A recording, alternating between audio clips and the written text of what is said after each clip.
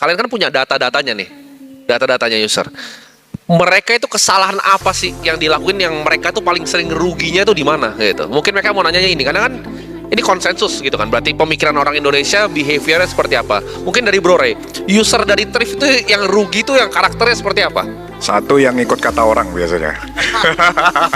Kalau dikasih call, nggak mau analisa dulu, kan nggak boleh. Mau siapapun yang bilang, termasuk saya, kalian harus punya conviction sendiri. Kan saya kemarin bilang, kesalahan paling fatal dalam berinvestasi itu you don't know what you invest in. Itu resiko paling besar dalam investasi. Ketika kemarin saya invest di padel, saya baca datanya. Kemarin masuk ke Top Golf juga, saya baca datanya macam-macam. Jadi ketika saya invest di Bitcoin, kenapa saya bisa hold Bitcoin segini panjangnya sampai 10-11 tahun? Karena saya ngerti fundamentalnya, I know what I'm investing, dan saya punya conviction gitu. Jadi ketika sesuatu shifting, fundamentalnya berubah, kalian juga harus berani berubah untuk out. Nah, ini kebanyakan orang nggak ngerti fundamentalnya, ketika turun, nggak mau di cut loss, nggak mau shifting.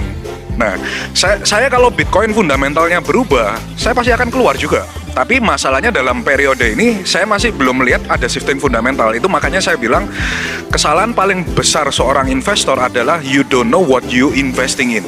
Itu pertama. Kemudian kedua, itu nggak disiplin TP dan cut loss di altcoin. Ini paling banyak kesalahan yang saya bolak-balik saya pesenin. Kalau di altcoin, kalian itu nggak bisa hold seperti Bitcoin. Jangan berharap, karena kalau kalian lihat dari cycle sebelumnya, contoh saya kasih gambaran ya, di cycle sebelumnya ada narasi itu GameFi atau NFT, itu banyak koin yang sampai sekarang di cycle ini belum recover ke ATH-nya. Dan itu udah turun 90%. Andai kata kalian waktu turun 30-40% kalian nggak cut loss ya, kalian stuck di sini, dan kalian lihat bahwa hype-nya udah nggak ada lagi ke arah game NFT. Sekarang pindahnya lagi kan ke PubDex, kemudian ke sektor stablecoin dan lain sebagainya.